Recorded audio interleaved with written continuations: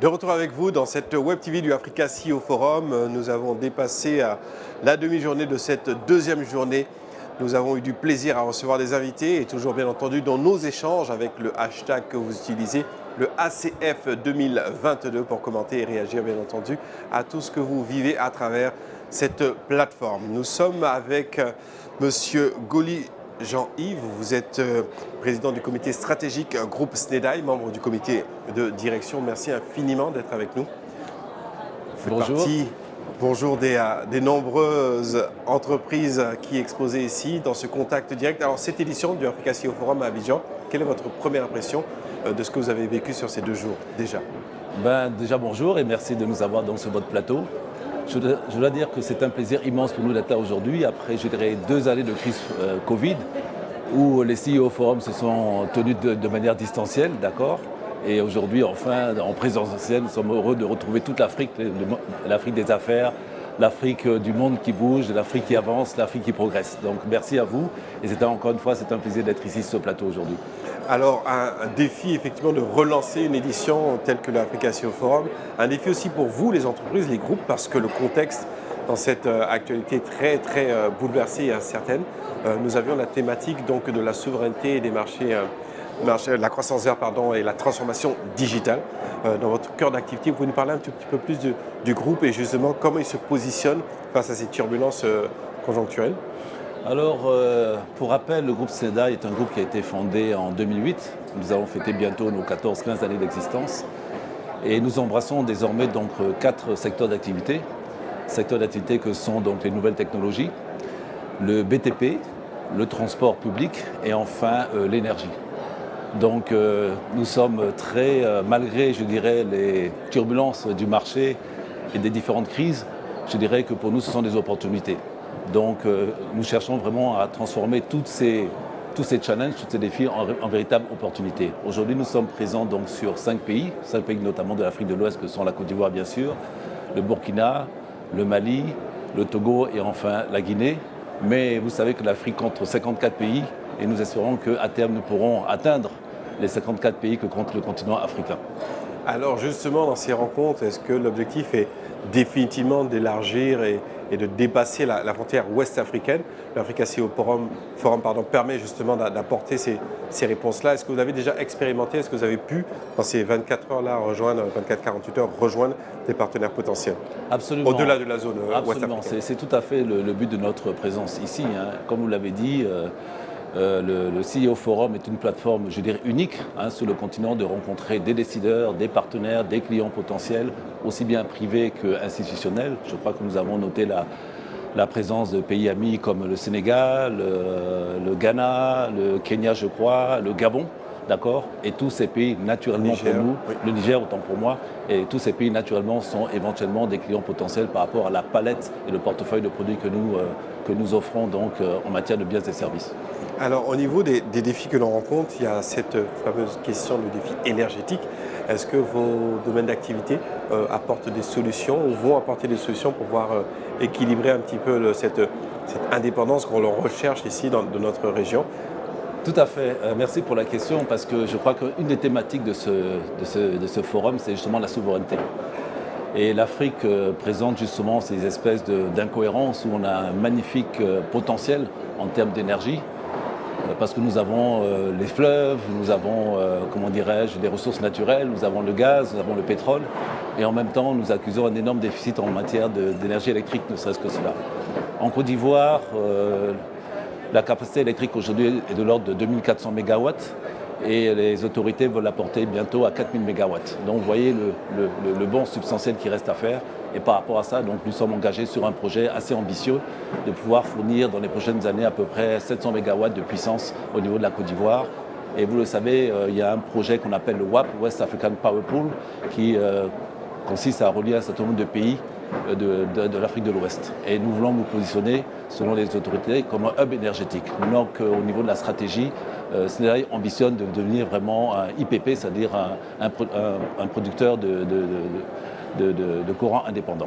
Quels sont les principaux freins que l'on peut rencontrer? Parce que vous dites effectivement il y a une sorte d'incohérence et dans le même temps, bien entendu, les pouvoirs publics jouent leur rôle, le secteur privé est dynamique ici, comme ces rencontres qui s'opèrent ici à l'Africa CEO Forum ont un rôle clé à jouer. Mais quels sont les principaux freins pour justement ne pas ralentir le processus qui est incontournable de souveraineté, d'indépendance? Est-ce qu'elles sont conjoncturelles, structurelles, ou est-ce qu'il y a une forte dominance des multinationales qui viennent un petit peu dicter le rythme, mais finalement une complémentarité puisque faut qu'on agisse tous dans la même direction? Bon, je pense que, écoutez, là, je pense que c'est une question qui s'adressait plutôt au pouvoir public, dont je ne suis pas. La question est délicate. Mais je pense qu'en Côte d'Ivoire, écoutez, il y a une initiative qui est relativement intéressante et je dois vraiment, à ce titre, féliciter les autorités et les pouvoirs publics, c'est-à-dire de vouloir créer des champions nationaux. D'accord ? Il est clair que le développement de l'Afrique passera par le secteur privé. On ne peut pas tout attendre de l'État. Maintenant, chaque individu et chaque entreprise doit vraiment se demander qu'est-ce que je peux faire pour répondre aux différents challenges de l'Afrique. En ce sens, nous sommes engagés en disant « Ok, c'est possible, c'est faisable, d'accord ». D'autres groupes l'ont déjà fait, des groupes internationaux, et en Côte d'Ivoire et dans la sous-région, des partenaires privés peuvent aussi le faire. Il est clair que ce sont des projets relativement complexes qui demandent un assemblage assez complexe, on dirait, de différentes connaissances et de différentes technologies, mais je pense qu'avec de la volonté, de la ténacité, de la résilience, cela est possible. Et c'est sur ce chemin que nous sommes engagés au niveau de Sénat Group. Quel est l'engagement au niveau des innovations que vous apportez dans vos secteurs d'activité, notamment que ce soit dans la digitalisation des documents qui sont très connus quelque part de SNEDAI, mais ce n'est pas le simple corps de métier, mais l'approche un petit peu digitale du groupe par rapport aux contraintes et réalités? D'accord. Écoutez, je pense que la crise sanitaire, la crise du Covid a mis en avant le besoin de digitaliser ce monde, c'est-à-dire de le dématérialiser. Certes, c'est un mot qui est facile à utiliser. Maintenant, dans l'applicabilité, dans la mise en œuvre, c'est certainement plus difficile. Mais il y a des pistes. Et je pense qu'aujourd'hui, la fracture technologique n'est pas aussi grande qu'elle était auparavant. C'est-à-dire qu'aujourd'hui, je pense que le monde est relativement ouvert et la technologie existe quelque part. Donc nous, on l'a expérimenté avec un produit fort à Sénat qu'on appelle le passeport biométrique, d'accord, qui a fait passer la Côte d'Ivoire du passeport, je dirais, analogique, à l'époque où on faisait encore de la calligraphie dans le passeport, à une époque digitale. Et nous sommes allés même plus loin puisqu'on a même digitalisé nos agences. C'est-à-dire que désormais, pour vous enrôler, pour l'obtention d'un passeport, vous pouvez rester à domicile et vous pouvez commencer des opérations à partir d'une tablette digitale avant même de vous rendre sur le site pour pouvoir capturer vos empreintes digitales et ainsi de suite. Donc je dirais que nous continuons vraiment à poursuivre l'innovation dans le domaine. Et j'aimerais dire, c'est l'occasion sur ce plateau, que non seulement nous produisons le passeport en Côte d'Ivoire pour le compte des autorités, mais nous avons aussi d'autres produits. Nous accompagnons l'État de Côte d'Ivoire, par exemple, dans l'enrôlement et la délivrance des cartes d'assurés dans le cadre de la couverture maladie universelle, CMU. Nous délivrons aussi les cartes consulaires pour la diaspora du Burkina en Côte d'Ivoire. Nous avons aussi assuré au Burkina Faso la traçabilité des produits du tabac. D'accord, nous avons d'autres projets similaires en Côte d'Ivoire. C'est pour dire que le monde de la dématérialisation est en marche et il faut vraiment que l'ensemble de l'Afrique aille sur cette piste parce que c'est l'avenir, on ne peut pas y échapper. Définitivement. Ouais. L'un des volets aussi, on a parlé de croissance verte. J'ai l'impression que les entrepreneurs et les entreprises africaines doivent prendre de front et affronter toutes les problématiques en même temps avec une certaine mise à niveau très rapidement. On a eu un rendez-vous environnemental, on va vers un autre bien entendu en Égypte qui s'annonce. L'approche de croissance verte chez vous, comment vous l'intégrez justement? Est-ce qu'on ne peut pas tout faire, mais est-ce qu'il y a une démarche, une sensibilisation justement pour accompagner ce développement-là, ces nouvelles routes de croissance, notamment dans l'environnement? Tout à fait, il y a beaucoup de choses à faire en même temps. Déjà, il faut se remettre d'un certain nombre de crises, la crise sanitaire. Aujourd'hui, avec malheureusement le conflit en Ukraine et en Russie, il y a un défi, je dirais, de souveraineté alimentaire à travers le blé. Il y a un défi de souveraineté énergétique. On a un défi, je dirais, de souveraineté même, je dirais, en termes d'engrais. D'accord, une des incohérences de l'Afrique, c'est que 70% ou 80% du phosphate est produit en Afrique, notamment, je crois, au Maroc. Et pourtant, l'ensemble des engrais sont souvent importés de l'étranger. Donc, on a toutes ces incohérences qu'il va falloir solutionner à court, moyen et à long terme. En matière de croissance verte, je pense qu'il faut qu'on s'inscrive résolument dans une démarche qualité. D'accord ? Parce que la démarche qualité vous impose un certain nombre de règles qui vous inscrivent vraiment dans une démarche qui vous mène à prendre en considération l'écosystème dans lequel vous opérez.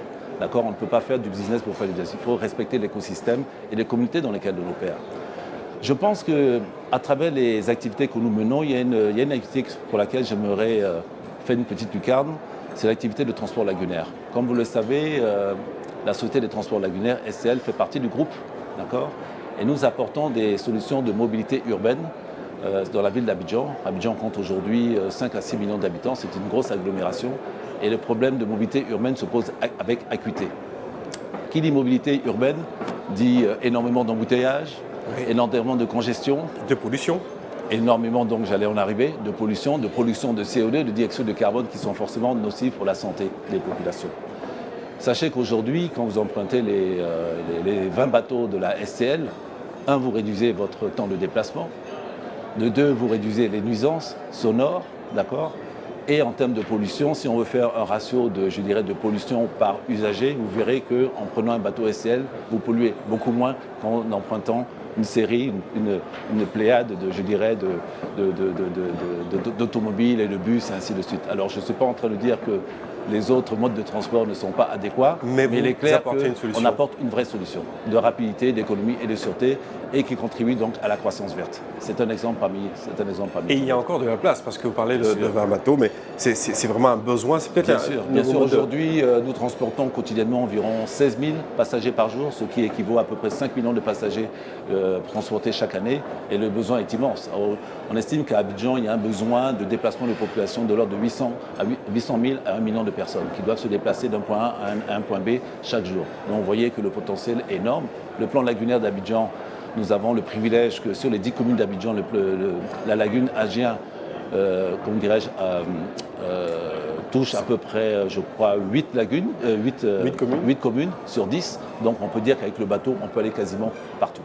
Alors justement, ces visiteurs qui ont une appétence pour la ville d'Abidjan, avec ces nombreux rendez-vous dont le Africa CEO Forum, adorent justement notre plan lagunaire d'un point de vue loisir. Oui. C'est une autre approche aussi de pouvoir attirer des visiteurs pour ce que ce plan lagunaire offre. Tout à fait. C'est un axe aussi que vous voulez prendre. Absolument. Alors nous avons deux offres. Nous avons, l'offre grand public, d'accord, donc le transport en commun sur la lagune, d'accord, à des prix tout à fait accessibles, abordables pour, le commun des usagers. Et nous avons une approche aussi un peu plus privée, d'accord, où effectivement nous offrons de temps à autre des balades, des excursions sur le plan lagunaire et voire même de la location de bateaux pour pouvoir mener un certain nombre d'activités privées, de création et de loisirs. Donc nous offrons ce type de prestations. Et vous savez que c'est une partie intégrante lorsqu'on organise un événement comme ça, de savoir que les décideurs viennent, ils observent la ville, ils regardent. Alors certains nous disent qu'ils voient très peu puisqu'on a l'intérieur, donc à travers les réunions, mais lorsqu'on repart sur les aéroports et ce tronçon-là, une ville embouteillée est toujours un petit peu décourageante. C'est ça. Mais lorsqu'on voit qu'il y a des opportunités, des possibilités, ça contribue effectivement à favoriser, à bonifier donc la vision de la ville. Monsieur Goli Jean-Yves, président du comité stratégique groupe SNEDAI, merci beaucoup. Vous êtes membre du comité de direction aussi. De grands chantiers vous attendent dans le secteur privé à harmoniser bien entendu avec le secteur public. On vous souhaite bonne chance, bonne rencontre surtout. Et puis on espère vous revoir très vite à la prochaine édition du Africa CEO Forum. Merci pour l'invitation, merci pour tout. Et c'est un plaisir d'échanger avec vous sur le plateau. Et nous répondrons toujours à vos sollicitations. Merci beaucoup. Voilà, on va se retrouver avec d'autres invités dont nous a fait l'amitié M. Goli tout à l'heure et nous parler un petit peu de son secteur d'activité, des challenges, les opportunités justement, aussi de cette incohérence du continent qu'on tente un petit peu de résorber. Vous êtes toujours sur la Web TV de Africa CEO Forum et on poursuit l'aventure. Le forum n'est pas encore terminé, il y a encore beaucoup de choses à faire. Ce n'est que le début, mais restez avec nous avec ce hashtag ACF 2022. A tout de suite.